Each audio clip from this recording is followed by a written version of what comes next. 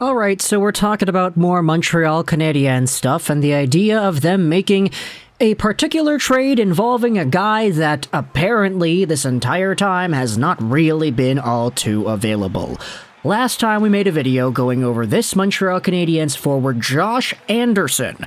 We talked about how the Canadiens apparently had a few offers that were pretty significant value-wise in exchange for this guy a little bit ago, but they said, nah, we don't want to trade him away, we want to keep him, and there was a whole bunch of rumors saying that the Canadiens would only really trade Josh Anderson should they receive an offer that is absolutely bollocks, out of this world, incredible, amazingly good.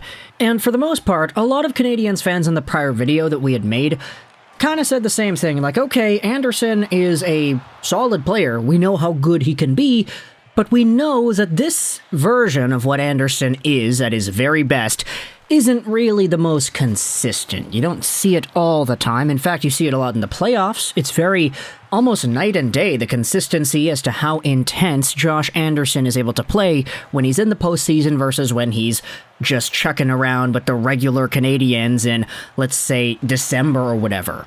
He hasn't had the best line mates this season, however, he is cost-controlled, and there is a very good veteran physical sort of presence that a lot of other Canadiens players don't really have. Therefore, there is an extended amount of value that the Canadiens want to keep on to. That was mostly the sentiment that I saw in the comment section of that video, but it's gotten to a point now where you have articles going out there talking about whether or not an Anderson trade really is all too likely before the 2023 trade deadline. The reason we're making this video is because Eric Engels a few days ago published an article asking this: how likely is an Anderson trade going to occur? And I will leave a link in the description if you want to go ahead and read this piece. It's always the same idea, article in the description if you want to go ahead and read it. This is a very intriguing idea brought up by Eric Engels in the piece.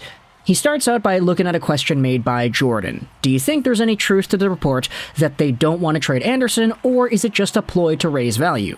He said a similar thing about Toffoli and Lehkonen last year. Also, if they see Doc as a center long-term, do you think that affects their interest in Pierre-Luc Dubois?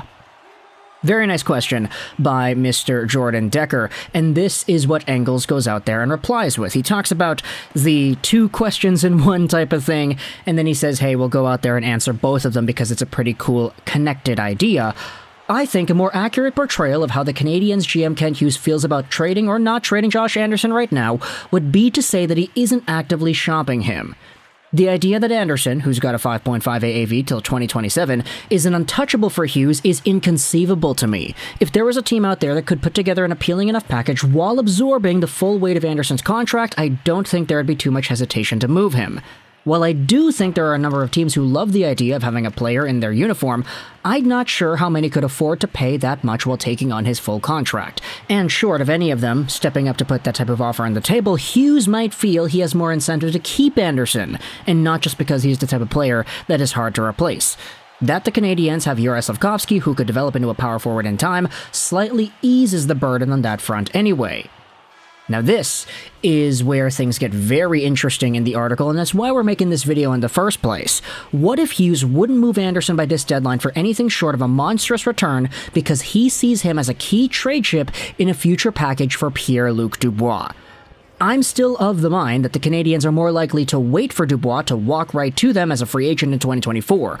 I think they'd have the patience to do that because A, they'll believe he'll come, and B, they absolutely see Doc as a center and love the idea they'll have him at $3.36 million per through 2026, Nick Suzuki and Dubois up the middle for at least 2 seasons as they're coming out of their rebuild and into their competitive window. But if Dubois is willing to sign with a team outside of Montreal this summer and the Canadiens feel they'll lose their chance at him if they don't trade for him, having Anderson at their disposal for such a trade could be crucial. There's more in the article. I didn't go out there and just read the entire thing. Don't worry, I didn't want to plagiarize like that. But the link is in the description if you want to see more of Engels' extended thoughts on the matter. But essentially, this is the main idea that we're talking about. Could the Canadiens be holding on to a player like Josh Anderson because they see him as the big fish guy that makes a Pierre-Luc Dubois trade go through? Now, an interesting thing to acknowledge about Pierre-Luc Dubois and this entire trade saga with him is the point that Nick Kypreos made on Tim and Friends a few weeks ago, how the Winnipeg Jets are doing so well this season that a guy like Pierre-Luc Dubois isn't really in the conversation of being moved just because the team he is on is so good. If the Winnipeg Jets were doing poorly, like the Vancouver Canucks, for example, all the talk you had seen with Bo Horvat, you probably would have seen it with PLD at the same time. But because the Jets have a very justifiably open window right now, there are a lot of people going out there saying, wait a minute, no, the Jets are not going to sell. Why would they trade away Dubois? Like, you have a really good player on a team that's doing really well. You're going to go deep into the playoffs, or you hope to at least. Why reduce your chances at doing that by trading away a player who, at the time of recording this audio, has, 52 points in 52 games played? He's at 82 points and 82 as the projection here. He is a point-per-game player, and he's just getting better as the year goes on. I get it, he expires at the end of the year, and he is going to be an RFA, and there's this uncertainty as to whether or not he'll want to stick around, and he might have to go the Matthew Tkachuk route, trading him away and everything, but at the same time, the Jets are in a position where if they wanted to trade away Pierre-Luc Dubois right now, they would be making their team so much worse that you kind of have to question, okay, where's the logic in doing that? They would be hurting their playoff chances for this year, that are very legit playoff chances, by the way, so much by trading him away, so you kind of have to get something that's very worthwhile in return. No? And Josh Anderson, if you wanted to make that argument that we had just talked about, saying, hey, this guy really elevates his game in the postseason. He is the type of guy that a lot of these teams want. You talk about how Ben Sherratt got a first. Hey, Josh Anderson could probably get something in that similar range because Ben Sherratt got it last year. There is a certain market for players that play well in the playoffs or that play that playoff-style hockey, and Josh Anderson sort of fits the bill on both of those fronts. No, I'm not going to go out there and suggest that Anderson for Dubois 1-for-1 is a legitimate move that makes sense, but at the same time, there is an argument that says, all right, if you're making a trade with Dubois, you want to improve your team for the playoffs, a player like Josh Anderson isn't the worst option out there. I'm thinking because the values of the individual players, Dubois and Anderson, are so misaligned that you would probably have to add on a bit more things if you're Montreal. And that's kind of crazy to think about when you acknowledge that apparently the Canadiens rejected a few offers for Anderson because they thought he was more valuable than like the first or whatever they were offered in the first place. But at the end of the day, I mean, if you want to talk about this idea, Eric Engels goes out there and lays it on the line in the article, and it's garnered so much attention that now you have other insiders like Jeff Fayette, for example, tweeting about this. I've said before that Montreal coverage values its players the way people claim Toronto values its players, and this is an amazing example. Anderson has 4 years left of 5.25 and has averaged 36 points per 82 games with Montreal. The article that Eric Engels writes floats that Dubois or a first plus a good prospect plus a roster player is equal for Anderson? What?